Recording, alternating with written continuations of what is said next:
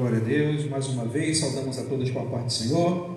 Agora, se Deus quiser, por definitivo, nós vamos fazer uma oração, agradecendo a Deus por mais essa noite, por mais essa oportunidade. Apesar dos pesares, sabemos que a boa mão do Senhor está conosco, nos conduzindo, nos guardando. Deus ainda está no controle da nossa vida, da nossa casa, da nossa causa, da nossa nação, e que possamos falar como Abacuque, que é olhando as intempéries dos seus dias, questionando a Deus. Deus, no capítulo 2, se apresenta como o soberano, e Abacuque termina dizendo: todavia me alegrarei, apesar dos pesares, ainda que todavia eu me alegrarei. Já peço para você que abra sua Bíblia no livro de Efésios, deixa aí aberto. Nós vamos fazer uma oração agora, para que possamos entrar nessa nossa primeira aula, nesse nosso trimestre. Senhor Deus e Pai, nós queremos te agradecer, te bendizer mais uma vez, pela oportunidade que o Senhor nos concede, de juntos, Pai amado, em volta do seu nome, poder ouvir a sua voz, poder mais uma vez nos alimentar da sua palavra. Que o Senhor possa nos conduzir por esses minutos que passaremos aqui, ó Deus, abençoando a nossa vida, abençoando, Senhor, a nossa casa, o nosso ministério, que possamos essa noite crescer no conhecimento do Senhor, em o nome de Jesus, amém e amém. Como nós falamos na semana passada, esse é um novo trimestre. O tema desse trimestre é a Igreja Eleita. Nós vamos falar basicamente sobre o plano divino da salvação, sobre soteriologia, melhor dizendo. E hoje é uma aula introdutória. Hoje é uma aula mais para conhecer o trimestre. A primeira aula, basicamente, geralmente, o comentarista coloca como se fosse um apanhado para nos situar no texto e no contexto na qual ele quer passar a mensagem. A leitura em classe dessa noite se encontra em Efésios, no capítulo 1, nos dois primeiros versículos, e em Atos 19, do versículo 1 ao 7, é quando Paulo chega na cidade de Éfeso. Então, para não perdermos mais tempo, eu quero ler aqui a introdução, uma parte da introdução da nossa lição, para assim a gente poder entrar e caminhar juntos. A epístola aos Efésios é denominada de a coroa dos escritos de Paulo, e ainda de a rainha das epístolas. Nela, o propósito eterno de Deus para a igreja está revelado por meio de Cristo Jesus. É o mestre, o pastor John Stott, em seu comentário sobre a carta aos Efésios, que faz esse comentário chamando a epístola aos Efésios de a rainha das epístolas de Paulo. Isso não significa dizer que de todos os livros da Bíblia, Efésios é o principal ou o melhor. Diversos outros comentaristas, eles expressam de uma forma mais carinhosa realmente a respeito de a carta aos Efésios. Mas o próprio apóstolo Paulo diz que tudo que ficou escrito ficou para o nosso ensino. Ou seja, de Gênesis a Apocalipse, o plano divino da salvação está ali. O plano de Deus, que Deus projetou para resgatar e salvar o homem, ele está ali, de Gênesis a Apocalipse, de uma forma mais implícita, mas em Efésios, esse plano ele salta de uma maneira mais espetacular. O plano divino, a intenção de Deus para a salvação do homem, na carta aos Efésios, ela tem uma conotação mais especial. Então, por isso que muitos comentaristas têm a carta aos Efésios como essa coroa das cartas de Paulo, essa rainha das cartas de Paulo. Nós podemos dividir essa carta, por exemplo, em 6 partes: saudação, gratidão e oração, a nova vida em Cristo, unidade e diversidade, marcas da nova vida e a saudação final. Então, a carta aos Efésios nós podemos dividir dessa forma, ou em 3 partes: saudação, exposição teológica sobre identidade e benefício de Cristo e exortações sobre ética. Então, nós encontramos isso na carta aos Efésios, uma exposição, a carta aos Efésios ela é mais do que um ajuntamento teológico, mais do que um compêndio teológico. Ali estão as revelações espirituais de uma forma mais direta. É bem diferente, por exemplo, de Romanos, que Paulo vai pegando um apanhado, vai falando da justificação, da regeneração, da salvação pela graça, uma explicação mais concisa. Em Efésios, toda essa explicação ela é de forma mais direta. Então, por isso que os comentaristas têm essa carta como uma joia preciosa do apóstolo Paulo. E aqui no final da introdução, o autor coloca assim: durante esse estudo, o conteúdo da epístola deve nos levar à adoração a Deus e ao aperfeiçoamento de nossa vida cristã. E essa é a nossa oração, nossa petição, a nossa preocupação, que essas 13 aulas sejam mais do que informações, sejam mais do que alimento para o intelecto, que a nossa teologia, que o nosso estudo nos leve a uma vida de adoração a Deus. Não adianta ter ortodoxia sem ter a doxologia. Então a nossa ortodoxia precisa nos levar não só ao conhecimento, mas uma doxologia, uma vida de adoração a Deus. Não adianta termos debates, conversas teológicas, nos aprofundar numa teologia sistemática, se todo esse conhecimento não nos leva a uma vida de adoração a Deus. Então esse é o nosso objetivo, a nossa preocupação, que possamos no final desse trimestre ser um cristão, ter uma igreja mais madura, uma igreja que adora de fato, em espírito e em verdade. Então que nós possamos aproveitar bem essas 13 lições, seja presencial, seja no culto online. Lembrando que culto online não é entretenimento, continua sendo culto, continua sendo razão para adoração a Deus. Então que possamos entender isso. A carta aos Efésios, ela traz consigo o plano divino da salvação de uma forma mais clara, de uma forma mais direta, de uma forma mais objetiva, mas que todo esse aprendizado possa nos levar a uma vida de adoração a Deus. Tópico 1, autoria e data. Subtópico número 1, fala da autoria. Eu quero ler aqui uma parte que eu grifei desse tópico. Conforme o costume da época, o autor inicia a carta declarando sua identidade. Para nós hoje, não resta dúvida de que o apóstolo Paulo, quem escreveu a carta aos Efésios. Então, quando nós olhamos hoje, ainda mais que Paulo ele se identifica, para nós hoje fica muito mais claro e muito mais fácil, mas nem sempre foi assim. A carta aos Efésios, podemos até dizer que foi bem recentemente, talvez de 2 séculos atrás para cá, surgiram questionamentos e dúvidas. Alguns estudiosos levantando essa dúvida de que de fato foi o apóstolo Paulo quem escreveu a carta aos Efésios. Basicamente ali do século XVIII, XIX, do século XIX, XX para cá, vem esse questionamento sobre a autoria da carta aos Efésios. No primeiro século da era cristã, assim como surgiu diversas dúvidas sobre outros livros da Bíblia, a carta aos Efésios não tinha essa dúvida. Os pais da igreja nunca tiveram essa dúvida. Inclusive Marcião foi um dos que criou um outro evangelho. Até ele considerava a carta aos Efésios, eu acho que ele colocou um outro nome, se eu não me engano, aos Laodiceus. Até ele considerou a carta aos Efésios como escrito pelo apóstolo Paulo. Mas, como eu havia dito, de uns 2 séculos para cá, começaram a se levantar questões se de fato foi o apóstolo Paulo e se de fato ele escreveu aos Efésios.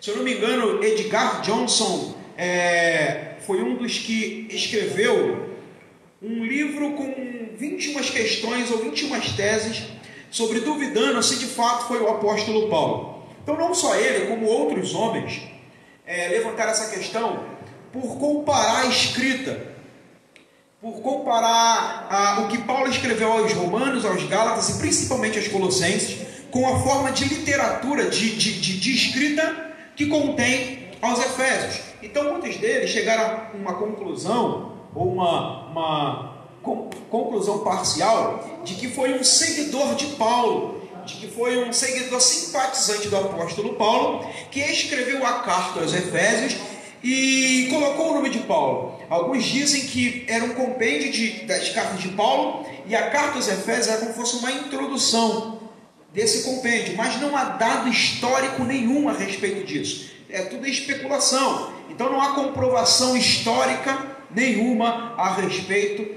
dessa questão que foi um discípulo ou um seguidor simpatizante do apóstolo Paulo que escreveu a carta aos Efésios e colocou o nome de Paulo lá. Uma outra questão que se coloca é que geralmente nas cartas de Paulo ele destacava algum tipo de problema na igreja, e aquela carta estava sendo direcionada para consertar esse problema. Em Efésios, na carta aos Efésios, não há essa conotação, esse tom de um conserto doutrinário. Isso porque a carta aos Efésios é conhecida como uma carta que era para ser circular, é chamada de carta circular. Era uma carta que era para ser endereçada às outras igrejas, não só à igreja aos Efésios. Então, como a cidade de Éfeso, assim como a igreja dos Efésios era uma das principais igrejas, ela foi direcionada para ali, mas que a partir da igreja em Éfeso, essa carta fosse distribuída às demais igrejas, para que todas pudessem ler e aprender com aquilo que Paulo escreveu. Inclusive, no final do capítulo, no final do livro, melhor dizendo, Paulo fala assim para a igreja: olha, Tíquico que está enviando essa carta, eu escrevi, Tíquico está indo enviar, e aquilo que eu quero dizer para vocês, ele vai falar pessoalmente. Então é como se Paulo escrevesse aquela carta, direcionando para a igreja de Éfeso, para que ela pudesse pegar aquela carta e distribuir, circular para as demais igrejas, mas aquilo que ele queria tratar, basicamente ou especificamente com a igreja de Éfeso, Tíquico estava levando essas orientações. Então, para nós, hoje fica muito claro que foi o próprio apóstolo Paulo. Inclusive, no comentário de aplicação pessoal do Novo Testamento, o autor diz assim: 2 cabeçalhos principais desta carta, que é capítulo 1, versículo 1 e 3, versículo 1, mostram essa epístola foi escrita por Paulo, o apóstolo. Essa reivindicação é confirmada por muitos patriarcas da igreja, entre eles Policarpo, Orígenes, Irineu, Clemente de Alexandria e Tertuliano. Muitos estudiosos ao longo de toda a história da igreja afirmaram a mesma coisa. Então, os pais da igreja, a igreja primitiva e os estudiosos ao longo de toda a história da igreja chegaram à conclusão e confirmaram que essa autoria de fato foi do apóstolo Paulo. Então, esse primeiro tópico nós conseguimos concluir ou passamos. A autoria, por mais que hoje ainda há algumas especulações dizendo que talvez não foi o apóstolo Paulo, desde o primeiro século até o dia de hoje é confirmado que a carta de fato foi escrita ao apóstolo Paulo. Talvez não especificamente para a igreja de Éfeso, não para a carta ficar com a igreja de Éfeso. Fica entendido que essa carta era uma carta circular, era uma carta para passar para as demais igrejas. Aquilo que Paulo quis tratar especificamente com a igreja de Éfeso, Tíquico levou essas informações. Segundo tópico, a assinatura apostólica. E aqui nesse tópico quero destacar 2 coisas. A primeira, o autor diz assim: nas 13 cartas de sua autoria, o apóstolo se identifica como Paulo, nunca como Saulo. É bem comum a gente ver na Bíblia alguém possuir 2 nomes. Por exemplo, Simão, que começou chamado de Pedro. Então nós vemos isso bem claro e bem corriqueiro na Bíblia. Então Paulo, ele se chamava, como nós conhecemos, como Saulo. Saulo era o seu nome judeu e Paulo o seu nome romano. Paulo antes da conversão. Filipenses capítulo 3, versículo 4, 5 e 6 e o versículo 7. Bem que eu poderia confiar também na carne. Se qualquer outro pensa que pode confiar na carne, eu ainda mais. Circuncidado ao 8º dia, da linhagem de Israel, da tribo de Benjamim, hebreu de hebreus, quanto à lei, fariseu, quanto ao zelo, perseguidor da igreja, quanto à justiça que há na lei, irrepreensível. Versículo 7, mas o que para mim era lucro, isso considerei perda por causa de Cristo. Então esse é o apóstolo Paulo antes da conversão. Esse perfil é de Saulo. Se ele está dizendo, se tem alguém que pode confiar nos seus feitos, eu muito mais. Fui zeloso, dedicado, hebreu de hebreus, hebreu dos hebreus, tribo de Benjamim, alguém zeloso. Eu persegui a igreja por causa de um zelo que eu tinha por Deus, ou que ainda tenho por Deus. Então esse é Paulo antes da conversão. O próprio apóstolo Paulo, ele diz lá em Atos, capítulo 21 e também no capítulo 22, que ele era de uma cidade importantíssima, uma cidade grandiosa. Então Paulo foi alguém que era altamente gabaritado e capacitado. Paulo ele falava o aramaico, logicamente.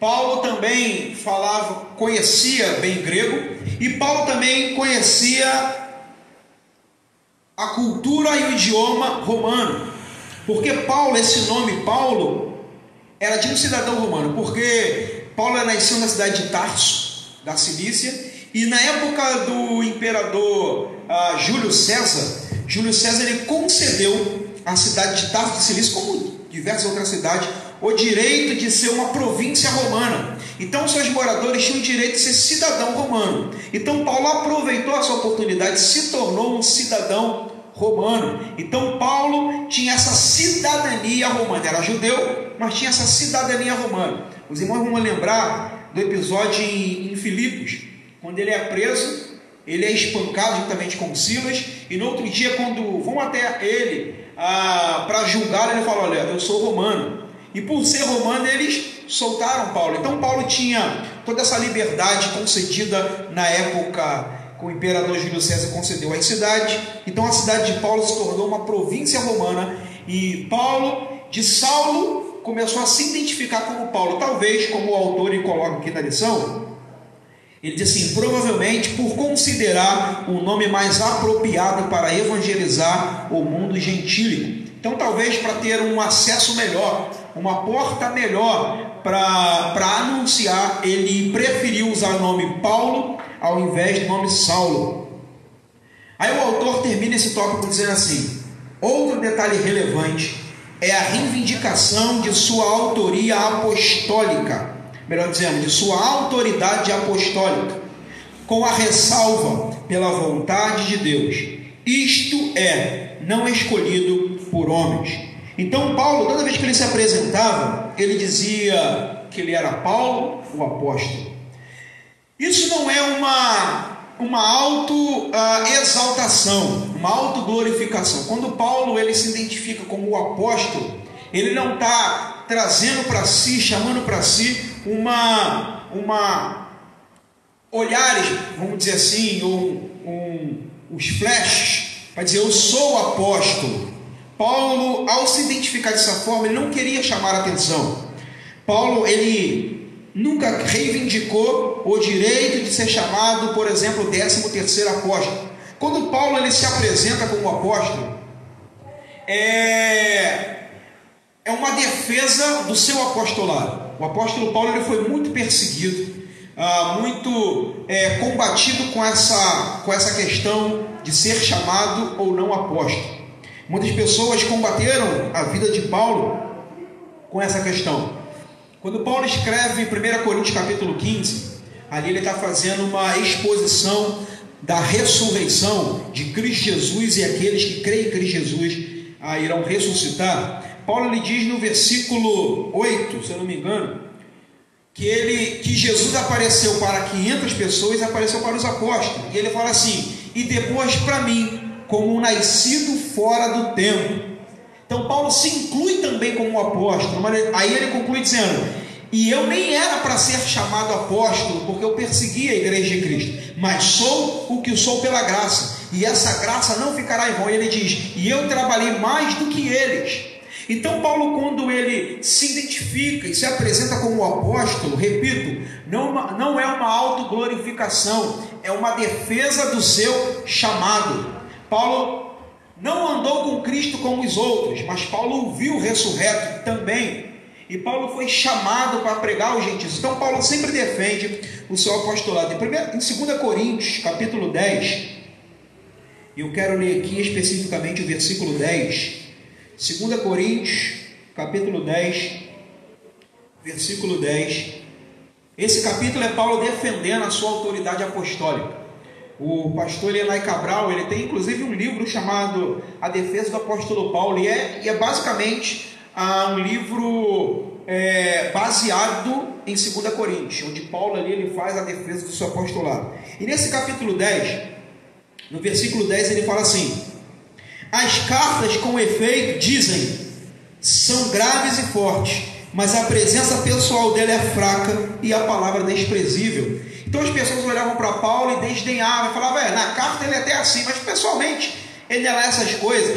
E Paulo nesse capítulo ele está dizendo, assim como eu sou na carta, eu vou ser de forma presencial, eu vou corrigir os desobedientes. Então Paulo foi alguém que durante seu ministério sempre teve a necessidade de defender o seu apostolado, não como uma exposição de si próprio, uma exaltação, até porque ele veio e falou, nós somos espetáculo ao mundo, nós sofremos por causa de vocês, vocês são exaltados e nós somos humilhados. Então Paulo nunca foi alguém que quis se vangloriar ou aparecer. Ele disse uma vez, sou o que sou pela graça. Ele diz também, se eu prego o evangelho, não tenho que me gloriar, porque sobre mim pesa essa responsabilidade, porque ai de mim se não pregar o evangelho. É interessante que ele se apresenta dizendo, Paulo, o apóstolo de Cristo, o apóstolo pela vontade de Deus. Ele não coloca o título na frente de sua pessoa, ele não coloca o cargo na frente de quem ele é. E nós vemos hoje alguns reivindicando esse direito de ser chamado. Eu sou tal, eu sou isso, eu sou aquilo. Repito, o apóstolo Paulo não tinha essa necessidade.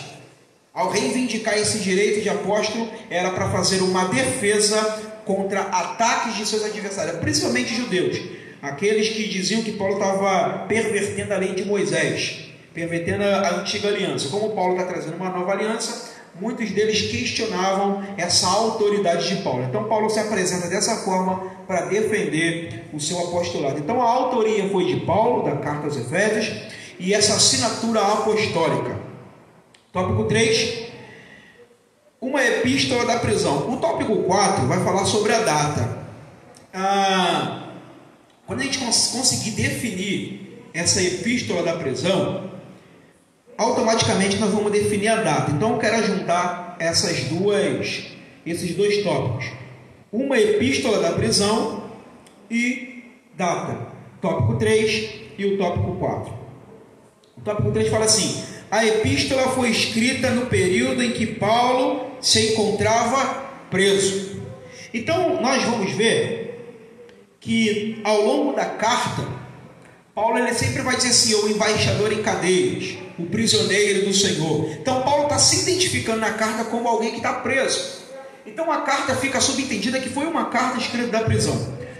Dos 21 livros do Novo Testamento, 13 foram escritos pelo apóstolo Paulo. Nós podemos dividir esses 13 como cartas escatológicas, soteriológicas, pastorais e carta da prisão. As cartas escatológicas, 1ª e 2ª Tessalonicenses, onde ele fala de arrebatamento, juízo final, do anticristo. As cartas soteriológicas, Romanos, Gálatas, 1ª e 2ª Coríntios. As cartas pastorais, 1ª e 2ª Timóteo e Tito. E as cartas das prisões, Efésios, Filemão, Colossenses e Filipenses. Então Efésios é conhecida como a carta que foi escrita da prisão. O Novo Testamento, ele narra 2 grandes prisões de Paulo. Há 2 anos ele ficou preso na Judéia, ali em Cesareia, e 2 anos em Roma, que Paulo ficou preso. Então Paulo ficou ali 4 anos total preso. além daquela prisão em Filipos, que ele ficou ali de um dia para o outro, onde o carcereiro e sua família foram salvos. E em Coríntios também ele fala de outras prisões. Mas a Bíblia, no livro de Atos, ela especifica duas grandes prisões de Paulo. 2 anos preso em Cesareia e 2 anos presos em Roma. Então, quando a gente definir essa parte, repito, a gente vai definir também a data. A prisão em Cesareia foi a primeira. Paulo ficou preso 2 anos em Cesareia. Paulo ele ficou no início sendo julgado por Antônio Félix. Antônio Félix ele reinou no período ali de Nero e de Cláudio. Ele reinou do ano 52 ao ano 60 depois de Cristo. Paulo pegou o finalzinho desse governo ou desse trabalho de Antônio Félix. Então Paulo ficou ali entre 58 e 60. Quando Antônio Félix é substituído por Festo, Paulo ele solicitou que fosse julgado em Roma. Paulo pediu para ser julgado em Roma. Então Paulo pegou o finalzinho do governo ali desse procônsul Félix. Quando Festo inicia, ele foi enviado para Roma. Então Paulo ficou, se ele pegou o finalzinho desse governo de Félix, repito, Antônio Félix ficou julgando de 52 a 60 depois de Cristo. Então Paulo pegou os 2 últimos anos, então 58 e 60 depois de Cristo. Depois disso ele pediu para ser julgado em Roma. Em Roma Paulo ficou preso do ano 60 ao ano 62. Então essa carta, ela foi escrita, a carta aos Efésios, entre o ano 61 e 62 depois de Cristo. Se foi de fato esse ano, Paulo escreveu essa carta enquanto estava preso em Roma. E a nossa conclusão nesse sentido é que a prisão de Roma, ela foi uma prisão mais light do que a prisão de Cesareia. Porque na prisão de Roma era uma prisão domiciliar. Paulo podia receber visita. Então Paulo tinha liberdade de escrever. Paulo tinha liberdade de fazer culto, de receber pessoas. Então a carta ou a prisão em Roma foi muito mais favorável para Paulo escrever cartas do que de Cesareia. Então Paulo, quando escreveu a carta aos Efésios, foi entre o ano 61 e 62 depois de Cristo, e quando Paulo estava preso em Roma. Alguns teólogos, eles até dizem daquela parte que Paulo fala das armaduras do Espírito. Alguns sugerem que Paulo estava olhando para um soldado romano, olhou para a figura do soldado romano, as vestes do soldado romano, e ali usou como ilustração para escrever das armaduras espirituais. Então, couraça da justiça, capacete, espada. Foi olhar um soldado romano que Paulo escreveu essa parte do livro aos Efésios. Então, foi uma carta da prisão. Essa prisão foi a prisão de Roma, em Roma. Paulo ficou preso em Roma há 2 anos, entre o ano 60 e 62, e a carta aos Efésios, possivelmente, foi escrita entre o ano 61 e o ano 62 depois de Cristo. Antes de a gente passar para o próximo tópico, eu só gostaria de lembrar que essa lição, número 1, é uma lição mais introdutória. É uma lição só para nos colocar no contexto de como foi escrita, quando foi escrita e o porquê foi escrita essa carta. Então, da lição 2 à lição 13, nós vamos entrar mais aprofundada nos assuntos. Então, isso aqui é só uma pincelada para que a gente possa se situar nessa carta que Paulo escreveu. A cidade de Éfeso. E aqui eu quero também, como o nosso tempo é curto, eu quero também juntar os tópicos. Falar do tópico 1, que é a cidade de Éfeso, tópico 2, a religiosidade em Éfeso, e o tópico 3 sobre a igreja de Éfeso. Então, a cidade de Éfeso, fundada por volta do ano 1050 a.C., tornou-se um centro político, comercial e religioso da Ásia Menor, atual país da Turquia. Então, essa cidade de Éfeso hoje é conhecida como a Turquia, lá na Turquia. Alguns historiadores dizem que essa cidade foi fundada no ano 1050 a.C. Os gregos, eles estavam helenizando o mundo. Houve uma invasão na Ásia Menor. Então, no oeste da Ásia Menor, melhor dizendo, E os gregos invadiram a cidade, subjugaram aquele povo e fizeram daquela cidade a sua cidade, né? Por isso que a cidade de Éfeso é conhecida como, ou o nome, como desejável. Então se tornou ali a principal cidade para os gregos, ou uma das principais cidades dos gregos. Mas no ano 133 antes de Cristo, Roma invadiu e a cidade se tornou uma província romana, se tornou uma cidade romana. Então a cidade de Éfeso se tornou a segunda principal cidade dos romanos. Primeiro, logicamente, Roma, e depois se tornou a cidade de Éfeso. A cidade de Éfeso, ela ficou governada um período pelos gregos, depois pelos romanos. E através dos romanos que ela cresceu, que ela floresceu, que ela se tornou de fato essa desejável. Foi sob o domínio do Império Romano que essa cidade se desenvolveu. Pela sua geografia, os romanos aproveitaram muito bem aquela cidade. Pelas rotas que ele tinha, pelo porto que a cidade de Éfeso tinha. Então ela se tornou ali, como o autor disse, tornou-se num centro político, comercial, religioso da Ásia Menor. Então começou ali um período com os gregos, depois se tornou uma província, uma cidade romana, e através do domínio romano que essa cidade cresceu e floresceu e se tornou o que foi quando Paulo lá chegou. Aí o tópico 2, ele fala da religiosidade em Éfeso. A cidade abrigava o templo de Artemis, ou Diana, deusa da fertilidade, construída em mármore. A CPAD ela tem um livro chamado Inimaginável, que fala sobre o que seria um mundo sem o cristianismo. O autor, então, ele trabalha com muita questão da religiosidade, ou da religião. E ele faz uma pergunta para que a gente possa refletir, se foi a sociedade ou a civilização que deu origem às religiões, ou essa religiosidade, ou foi essa visão religiosa que deu origem às civilizações. E a conclusão é que o homem tinha sempre uma visão de Deus, talvez não o Deus bíblico, ou o Deus da Bíblia, mas sempre uma visão do divino. E a partir dessa visão do divino que eles foram criando as civilizações. Então as leis sempre foi criada a partir da visão de algum Deus. Então aquela lei específica foi criada porque o Deus tal, se alguém desrespeitar essa lei, o Deus tal vai... Então sempre teve uma visão religiosa das coisas.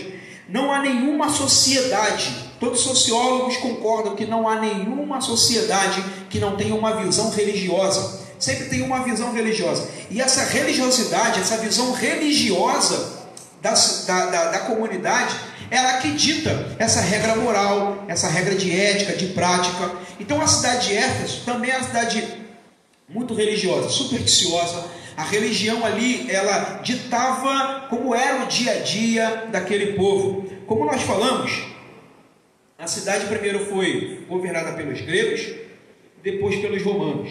Então ali tinha uma cultura greco-romana.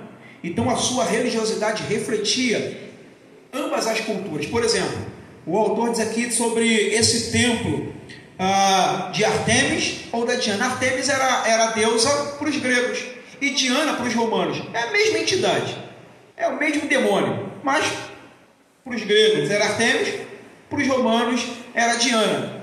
É o mesmo ser, é a mesma entidade, mas com nomes diferentes. É igual para os romanos, tinha o Cupido, e para os gregos esse Cupido tinha um outro nome, mas é a mesma besteira, é o mesmo demônio. É igual uma religião X, lá eles falam que é o fulano de tal, e na outra tem outro nome, mas é a mesma entidade, é a mesma coisa. Então assim tinha essa religiosidade na cidade de Éfeso. Supersticiosos, religiosos ao extremo, idólatras. A Bíblia diz que quando Paulo chega lá, tinha aqueles que trabalhavam com magias. Eles, ao se converter, eles correram para as praças e levaram seus livros de magia, tacaram fogo nos seus livros, quando houve ali uma conversão. Então essa deusa Diana, ou Artemis, tanto para o grego como para o romano, era a deusa da fertilidade. Era uma deusa ali que tinha seios de fora, era a deusa que